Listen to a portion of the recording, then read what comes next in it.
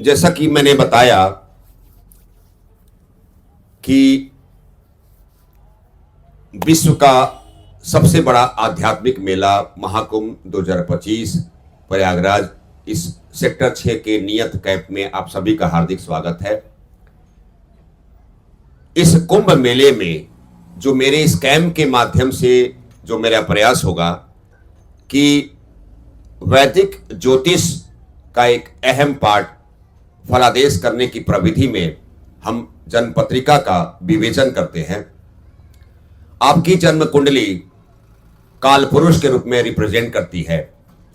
आपके जीवन की अच्छी व्यवस्था दुर्व्यवस्था को भी रेखांकित करने का प्रयास करती है। भविष्य में होने वाले घटनाओं परिघटनाओं को आगाह करने का भी प्रयास करती है। हमारे समक्ष अमित उपाध्याय जी की जन्म पत्रिका है और हमारे YouTube चैनल के माध्यम से भी मैंने कई बार इसको बताया है। कई ज्योतिष सम्मेलन में भी हमने बताया है। काल सर्पदोष, पितृदोष, ब्रह्म दोष से बचाव का रास्ता भी हमने बताया है, बताता रहता हूं। आपकी जन्म पत्रिका में आंशिक काल सर्पदोष, पितृदोष की उत्पत्ति हो रही है और राहु का एक स्वभाव है कि जिस हाउस में जिस भाव में वह विराजमान होता है उस भाव का नाश करता है। जिन ग्रह से संयुक्त होता है, कंजक्शन मोड में आता है, उस ग्रह के नेचर चरित्र को भी ध्वस्त करता है, कमजोर करता है। आपकी जन्म पत्रिका में राहु और शुक्र का कोरिलेशन दशम जीव का राज कर्म भाव से बना है, अर्थात कर्मशील होने के बावजूद भी किंग कर्तव्य विमूढ़ता के योग काल में आप एंट्री कर चुके हैं और सही समय पे सही कर्मा को पूर्ण नहीं कर पा रहे हैं।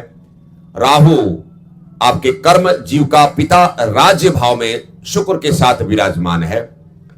तो पुरुष जातक की जन्म पत्रिका में शुक्र स्त्री सुख है, संतान सुख है, करेंसी पैसा भोग विलासता से युक्त जीवन शुक्राचार्य गुरुदेव हैं, जिसमें असुरी शक्ति है। बृहस्पति भी गुरुदेव हैं, जो देवताओं के गुरुदेव है। एथिकल मोरल वैल्यू का इंटरप्रिटेशन को रेखांकित बृहस्पति देव करते हैं और शुक्र देव बिल्कुल पिशाचत्व की संकल्पना से व्यवहारिक अप्रोच वाला जो परिक्षेत्र है वह शुक्राचार्य करते हैं। तुला लग्न शुक्र के लग्न के व्यक्ति हैं आप। लग्न में मंगल विराजमान है।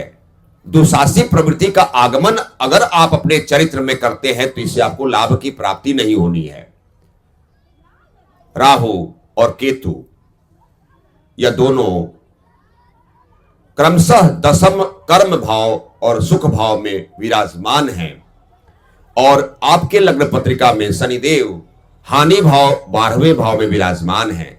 तो कौन सा कर्म आप भोगने आए हैं? उसी शुक्र को भोगने आए हैं, अर्थात वैवाहिक जीवन के स्थापन के पूर्वत काल में आप जिस बच्ची से आपका विवाह होगा, आपको या विवाह हो चुका होगा, यदि आपने शादी कर लिया है तो दाम्पत्य बाधा का योग बन रहा है, संतान से आंशिक बाधा का योग बन रहा है और आपकी लाइफ में न्याय की जो व्यवस्था है सुंदर तरीके से, चूंकि 12वें भाव में शनिदेव विराजमान है और आपकी तुला लग्न की जन्म पत्रिका में शनि शुक्र बहुत अहम भूमिका का निर्वहन करने वाले आपके व्यक्तित्व के अधिपति लॉर्ड शुक्र जो राहु से पीड़ित हो गए हैं और आपका सुख का और मानसिकता पंचम भाव का अधिपति शनि हानि भाव में जाके वो पीड़ित हो गए हैं।